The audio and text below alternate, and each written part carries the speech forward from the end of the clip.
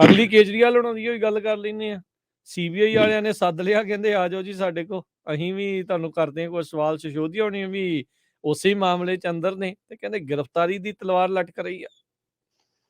ਰਾਜਕਰਨ ਜੀ, ਆਪਾਂ ਬਹੁਤ ਦੇਰ ਪਹਿਲਾਂ ਇਸੇ ਪ੍ਰੋਗਰਾਮ 'ਚ ਚਰਚਾ ਕੀਤੀ ਸੀ ਕਿ ਸੁਦੇਸ਼ ਠੱਗ ਜਿਹੜਾ ਸੁਕੇਸ਼ ਠੱਗ ਹੈ ਉਹਦੇ ਹਵਾਲੇ ਨਾਲ ਕਿ ਉਹ ਦਮ ਭਰ ਰਿਹਾ ਸੀਗਾ ਕਿ ਮੈਂ ਜਿਹੜੇ ਸਬੂਤ ਸੌਂਪੇ ਨੇ, ਮੈਂ ਜਿਹੜੀ ਉਹ ਚੈਟ ਸੌਂਪੀ ਹੈ, ਮੇਰੇ ਕੋਲ ਜਿਹੜੇ ਪ੍ਰੂਫ ਨੇ ਕਿ ਇਹਦੇ ਕੇਜਰੀਵਾਲ ਦੇ ਘਰੇ ਬੈਠ ਕੇ ਡੀਲ ਹੁੰਦੀ ਸੀ, ਕਿਹਦਾ ਕਿੰਨਾ ਕਮਿਸ਼ਨ ਰੱਖਣਾ ਹੈ, ਕਿੰਨਾ ਹਿੱਸਾ ਦੇਣਾ ਹੈ, ਕਿਵੇਂ ਠੇਕੇ ਹਥਿਆਉਣੇ ਨੇ, ਕਿਵੇਂ ਕਾਰੋਬਾਰ ਚਲਾਉਣਾ ਹੈ, ਉਹ ਸਾਰੀਆਂ ਡੀਲਾਂ ਕਹਿੰਦੇ ਕਿ ਇਹਦੇ ਕੇਜਰੀਵਾਲ ਦੇ ਘਰੇ ਹੁੰਦੀਆਂ ਸੀ। ਇਸ ਲਈ ਮੇਰੇ ਕੋਲ ਸਬੂਤ ਨੇ ਕਿ ਕੇਜਰੀਵਾਲ ਇਸ ਸ਼ਰਾਬ ਘੁਟਾਲੇ 'ਚ ਸਿੱਧਾ ਸ਼ਾਮਲ ਹੈ ਤੇ ਤਿਹਾੜ ਜੇਲ੍ਹ ਆਉਣਾ ਹੀ ਪੈਣਾ।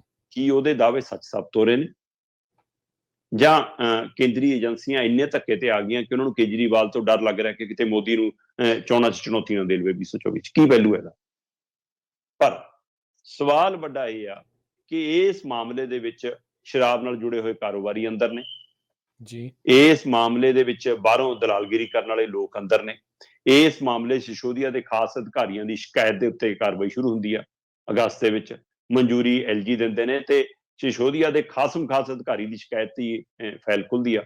ਅਗਸਤ ਤੋਂ ਇਹ ਮਾਮਲਾ ਸ਼ੁਰੂ ਹੁੰਦਾ, 17 ਅਗਸਤ ਤੋਂ ਇਹ ਮਾਮਲਾ ਖੁੱਲਦਾ ਹੈ ਤੇ ਖੁੱਲਦਿਆਂ ਸਿਸੋਦੀਆ ਦੀ ਗ੍ਰਿਫਤਾਰੀ ਤੱਕ ਆ ਜਾਂਦਾ। ਮਨੀਸ਼ ਸਿਸੋਦੀਆ ਨੂੰ ਸੀਬੀਆਈ ਨੇ ਪੁੱਛਗਿੱਛ ਲਈ ਸੱਦਿਆ, ਪੁੱਛਗਿੱਛ ਕੀਤੀ ਲੰਬੀ ਦੇਰ, 8-10 ਘੰਟੇ ਪੁੱਛਗਿੱਛ ਹੋਈ, ਪੁੱਛਗਿੱਛ ਤੋਂ ਬਾਅਦ ਗ੍ਰਿਫਤਾਰੀ ਪਾਤੀ। ਤੇ ਜਦੋਂ ਸਿਸੋਦੀਆ ਨੂੰ ਸ਼ਰਾਬ ਘੁਟਾਲੇ ਮਾਮਲੇ 'ਚ ਤਲਬ ਕੀਤਾ ਜਾ ਰਿਹਾ ਸੀ, ਪੁੱਛਗਿੱਛ ਲਈ ਸੱਦਿਆ ਜਾ ਰਿਹਾ ਸੀ, ਤਾਂ ਕੇਜਰੀਵਾਲ ਰੌਲਾ ਪਾਉਂਦੇ ਹੁੰਦੇ ਸੀ ਇਹ ਤਾਂ ਗ੍ਰਿਫਤਾਰ ਕਰਨਗੇ ਜੀ। ਜਦੋਂ ਸਿਸੋਦੀਆ ਗ੍ਰਿਫਤਾਰ ਹੋ ਗਏ ਤਾਂ ਸਿਸੋਦੀਆ ਨੇ ਅੰਦਰੋਂ ਕਿਹਾ ਆਪਣਾ ਅਸਤੀਫਾ ਭੇਜਦੇ ਹੋਏ ਕਿ ਹੁਣ ਇਹ ਗ੍ਰਿਫਤਾਰ ਕੇਜਰੀਵਾਲ ਨੂੰ ਕਰਨਗੇ ਜੀ। ਤੇ ਕੱਲ ਜਦੋਂ ਕੇਜਰੀਵਾਲ ਨੂੰ ਤਲਬ ਕੀਤਾ ਤਾਂ ਸੰਜੇ ਸਿੰਘ ਨੇ ਕਿਹਾ ਕਿ ਇਹ ਤਾਂ ਗ੍ਰਿਫਤਾਰ ਕਰਨਗੇ ਜੀ। ਜੇਕਰ ਤੁਹਾਡੇ ਖਿਲਾਫ ਕੋਈ ਸਬੂਤ ਨਹੀਂ ਗਏ ਕਿ ਇੰਨਾ ਧੱਕਾ ਕਰ ਰਹੀਆਂ ਨੇ ਏਜੰਸੀਆਂ ਕੇਂਦਰੀ ਕਿ ਐਂ ਗ੍ਰਿਫਤਾਰ ਕਰ ਲੈਣਗੀਆਂ, ਜਾਂ ਤੁਹਾਨੂੰ ਪਤਾ ਹੈ ਕਿ ਤੁਹਾਡੇ ਕੋਲ ਚੋਰ ਮੋਰੀਆਂ ਇੰਨੀਆਂ ਨੇ ਕਿ ਤੁਹਾਡਾ ਬਚਣਾ ਮੁਸ਼ਕਲ ਹੈ, ਤੁਹਾਡੀ ਗ੍ਰਿਫਤਾਰੀ ਤੈਅ ਆ। ਜੇਕਰ ਤਾਂ ਕੇਂਦਰ ਦੀਆਂ ਏਜੰਸੀਆਂ ਨਾਲ ਧੱਕਾ ਕਰਦੀਆਂ ਤਾਂ ਵਿਰੋਧੀ ਧਿਰਾਂ, ਮੀਡੀਆ ਕਿੱਥੇ ਆ ਜੀ? ਜਿਵੇਂ ਪੰਜਾਬ ਦੇ ਵਿੱਚ ਸਵਾਲ ਖੜਾ ਕਿ ਪੰਜਾਬ ਦਾ ਮੀਡੀਆ ਸਰਕਾਰ ਨੂੰ ਪੁੱਛ ਕੇ ਛਿੱਕ ਮਾਰਦਾ ਅੱਜ ਕੱਲ, ਉਸੇ ਤਰ੍ਹਾਂ ਕੇਂਦਰ ਦਾ ਮੀਡੀਆ ਤਾਂ ਅਸੀਂ ਨੈਸ਼ਨਲ ਮੀਡੀਆ ਤੁਸੀਂ ਦੇਖ ਚੁੱਕੇ ਹਾਂ, ਕੇਂਦਰ ਤੋਂ ਬਿਨਾਂ ਪੁੱਛੇ ਡਿੰਗ ਨਹੀਂ ਪੁੱਟਦਾ। ਸਹੀ ਗੱਲ। ਸੋ ਇਸ ਲਈ ਕੀ ਮੀਡੀਆ ਸੱਚ ਲੁਕੋ ਰਿਹਾ, ਕੀ ਮੀਡੀਆ ਤੱਥ ਲੁਕੋ ਰਿਹਾ? ਤੇ ਇਸੇ ਤਰ੍ਹਾਂ ਕੇਜਰੀਵਾਲ ਕੀ ਉਹਨਾਂ ਨੂੰ ਆਪਣਾ ਪਾਲਾ ਖਾ ਰਿਹਾ, ਚੋਰ ਨੂੰ ਆਪਣਾ ਪਾਲਾ ਆਪਣੇ ਪਰਛਾਵੇਂ ਤੋਂ ਵੀ ਡਰ ਲੱਗਦਾ? ਕੀ ਉਹਨਾਂ ਦੀ ਕੁਛ ਅਜਿਹੀਆਂ ਡੀਲ 'ਚ ਹੈਗਾ ਹਿੱਸਾ ਪੱਤੀ? ਕੀ ਉਹਨਾਂ ਦੀ ਸ਼ਮੂਲੀਅਤ ਹੈ ਤਾਂ ਉਹਨਾਂ ਨੂੰ ਡਰ ਲੱਗ ਰਿਹਾ, ਜਾਂ ਸੱਚਮੁੱਚ? ਕਿਉਂਕਿ ਕਾਰਨ ਇਹਦੇ ਪਿੱਛੇ ਕਈ ਨੇ ਜੀ। ਮਨੀਸ਼ ਸਿਸੋਦੀਆ ਦੀ ਗ੍ਰਿਫਤਾਰੀ ਪਹਿਲਾਂ ਸੀਬੀਆਈ ਕਰਦੀ ਆ, ਫਿਰ ਜੇਲ੍ਹ ਦੇ ਅੰਦਰੋਂ ਹੀ ਈਡੀ ਰਿਮਾਂਡ ਲੈਂਦੀ ਆ, ਈਡੀ ਪੁੱਛਗਿੱਛ ਕਰਦੀ ਹੈ ਤੇ ਈਡੀ ਗ੍ਰਿਫਤਾਰੀ ਪਾ ਦਿੰਦੀ ਆ ਤਿਹਾੜ ਜੇਲ੍ਹ 'ਚ ਹੀ। ਤੇ ਉਸ ਤੋਂ ਬਾਅਦ ਹੁਣ ਅਰਵਿੰਦ ਕੇਜਰੀਵਾਲ, ਉਸੇ ਕੜੀ ਦੇ ਤਹਿਤ ਅਰਵਿੰਦ ਕੇਜਰੀਵਾਲ ਨੂੰ 16 ਤਰੀਕ ਨੂੰ ਭਲਕੇ ਨੂੰ ਸੱਦ ਲਿਆ ਗਿਆ। ਸੋ 16 ਤਰੀਕ ਨੂੰ ਕੇਜਰੀਵਾਲ ਹੁਣ ਪੇਸ਼ ਹੋਣਗੇ ਤੇ ਪੇਸ਼ ਹੋਣ ਤੋਂ ਬਾਅਦ ਉਹ ਸਵਾਲਾਂ ਦੇ ਜਵਾਬ ਦੇਣਗੇ ਤੇ ਹੋ ਸਕਦਾ ਕੱਲ ਨੂੰ ਕੋਈ ਰੋਡ ਸ਼ੋਅ ਵੀ ਕੱਢ ਲੈਣ, ਦੁਬਾਰਾ ਗਾਂਧੀ ਦੇ ਸਮਾਰਕ ਤੇ ਵੀ ਚਲੇ ਜਾਣ, ਮੱਥਾ ਵੀ ਟੇਕ ਕੇ ਆਉਣ ਤੇ ਉਹ ਤੋਂ ਬਾਅਦ ਪੂਰਾ ਮਾਹੌਲ ਬਣਾਉਣ ਦੀ ਕੋਸ਼ਿਸ਼ ਵੀ ਕਰਨ।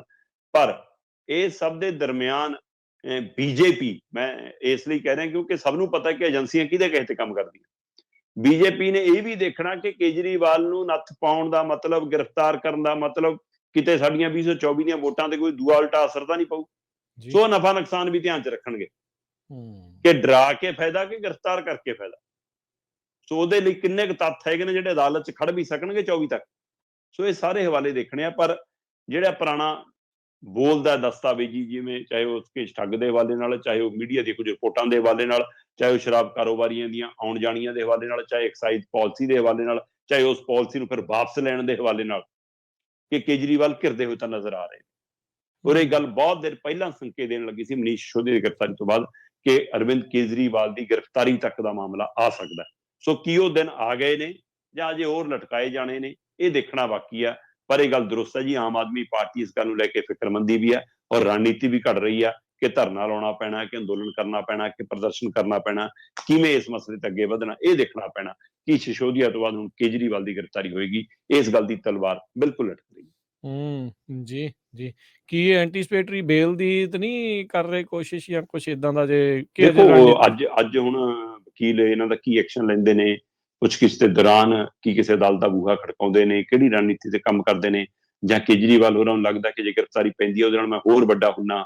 ਪਰ ਦੂਸਰੇ ਪਾਸੇ ਇਹ ਵੀ ਡਰ ਹੈ ਕਿ ਕੀ ਉਸ ਤੋਂ ਬਾਅਦ ਐਮਐਲਏ ਸਾਡੇ ਟਿਕ ਪਾਉਣਗੇ, ਕਿਉਂਕਿ ਦਿੱਲੀ ਨੂੰ ਸੰਭਾਲਣ ਦੇ ਲਈ ਕੇਜਰੀਵਾਲ ਤੋਂ ਬਾਅਦ ਜੇਕਰ ਕੋਈ ਸਭ ਤੋਂ ਕਾਬਲ ਬੰਦਾ ਸੀ ਮਨੀਸ਼ ਸਿਸੋਦੀਆ ਸੀ।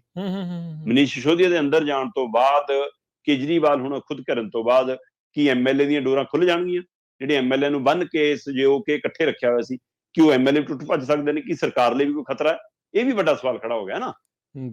ਸੋ ਇਹ ਇਸ ਲਈ ਕੀ ਇੱਥੇ ਤੱਕ ਦੀ ਸਥਿਤੀ ਆ ਸਕਦੀ ਹੈ ਕਿ ਸਰਕਾਰ ਡੇਗ ਲਈ ਜਾਵੇ, ਸਰਕਾਰ ਨਵੀਂ ਬਣਾ ਲਈ ਜਾਵੇ ਇਹਨਾਂ ਚੋਂ ਕਿਸੇ ਨੂੰ, ਕਿਉਂਕਿ ਪਹਿਲਾਂ ਵੀ ਦੋਸ਼ ਲੱਗਦੇ ਰਹੇ ਕਿ 25 ਕਰੋੜ ਚ ਖਰੀਦ ਰਿਹਾ ਜੀ ਪੰਜਾਬ ਦੇ ਐਮਐਲਏ ਵੀ, ਦਿੱਲੀ ਦੇ ਐਮਐਲਏ ਵੀ। ਕਿ ਉਹਨਾਂ ਨੂੰ ਮੌਕਾ ਮਿਲ ਜਾਏਗਾ, ਜਾਂ ਹੁਣ ਅਗਵਾਈ ਸੰਜੇ ਸਿੰਘ ਕਰਨਗੇ, ਜਾਂ ਰਾਘਵ ਚੱਡਾ ਨੂੰ ਹੁਣ ਦਿੱਲੀ ਸੌਂਪ ਦੇਣਾ? ਸੋ ਕਿੰਨੇ ਹੀ ਸਵਾਲ ਖੜੇ ਨੇ। ਬਿਲਕੁਲ ਬਿਲਕੁਲ, ਇਹ ਕਾਫੀ ਕੁਛ ਇਸ ਦੇ ਵਿੱਚ ਆ। ਆਪਾਂ ਕੱਲ ਪਰਸੋਂ ਹੀ ਗੱਲ ਕਰਦੇ ਸੀ, ਮੋਦੀ ਸਾਹਿਬ ਕਹਿੰਦੇ ਸੀਗੇ ਵੀ ਇਹ ਸਾਰੇ ਇਕੱਠੇ ਹੋ ਜਾਣ ਮੇਰੇ ਲਈ ਵਧੀਆ ਆ। ਹੁਣ ਜੇ ਉਹਨਾਂ ਦੇ ਲੀਡਰ ਦੇ ਉੱਤੇ ਪਹਿਲਾਂ ਹੀ ਸਿੱਧਾ ਏਦਾਂ ਕਰ ਦੇਣਗੇ ਤੇ ਫਿਰ ਗਰੁੱਪ ਦੇ ਉੱਤੇ ਅਟੈਕ ਕਰਨਾ ਜ਼ਿਆਦਾ ਸੌਖਾ।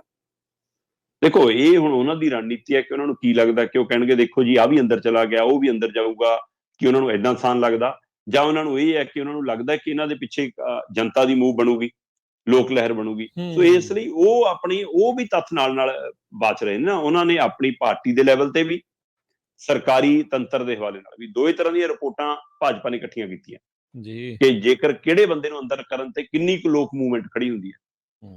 ਤੇ ਅਜੋਕੇ ਦੌਰ 'ਚ ਇਹ ਤਾਂ ਹੈ ਨਹੀਂਗਾ ਕਿ ਸਾਰਾ ਕੁਝ ਛੱਡ ਕੇ ਆ ਜਾਣ। ਕੋਈ ਨੌਕਰੀ ਕਰਦਾ, ਕੋਈ ਬਿਜ਼ਨਸ ਕਰਦਾ, 2 ਘੰਟੇ ਲਈ ਅੱਜ ਕੱਲ ਤਾਂ ਪ੍ਰਦਰਸ਼ਨ ਵੀ ਸੋਸ਼ਲ ਮੀਡੀਆ ਤੇ ਹੋ ਜਾਂਦਾ ਨਾ, ਅੰਗੂਠਾ ਭੇਜ ਕੇ, ਝੰਡਾ ਲਾ ਕੇ, ਕਾਲੀ ਫੱਟੀ ਲਾ ਕੇ। ਸੋ ਉਹਨਾਂ ਕੁ ਪ੍ਰਦਰਸ਼ਨ ਕਰ ਲੈਣਾ, ਉਹਦੇ ਨਾਲ ਕੋਈ ਬੀਜੇਪੀ ਨੂੰ ਫਰਕ ਨਹੀਂ ਪੈਣ ਲੱਗਿਆ। ਸੋ ਬੀਜੇਪੀ ਇਹ ਦੇਖਣਾ ਚਾਹੁੰਦੀ ਹੈ ਗਰਾਊਂਡ ਤੇ ਕਿੰਨਾ, ਕਿਉਂਕਿ ਜੇਕਰ ਤਾਂ ਆਮ ਆਦਮੀ ਪਾਰਟੀ ਦੀ ਰੈਲੀਆਂ 'ਚ ਆਪ ਮੁਹਾਰੇ ਇਕੱਠ ਆਉਂਦਾ ਰਿਹਾ, ਕੇਜਰੀਵਾਲ ਦੀ ਫੈਨ ਫੋਲੋਇੰਗ ਦਿੱਲੀ 'ਚ ਉਹੀ ਹੈਗੀ ਆ, ਫਿਰ ਤਾਂ ਇਹਨਾਂ ਲਈ ਵੱਡੀ ਮੁਸੀਬਤ ਬਣ ਸਕਦੀ ਹੈ। ਜੇ ਇਹ ਵੀ ਦੂਜੀਆਂ ਪਾਰਟੀਆਂ ਵਾਂਗ ਰੈਲੀਆਂ ਦੇ ਵਿੱਚ ਭਾੜੇ ਦੇ ਟੱਟੂ ਲਿਆ ਕੇ ਭੀੜ ਦਿਖਾਉਂਦੇ ਰਹੇ ਹੋਏ, ਤੇ ਫਿਰ ਭੀੜ ਇਕੱਠੀ ਕਰਨੀ ਔਖੀ ਆ।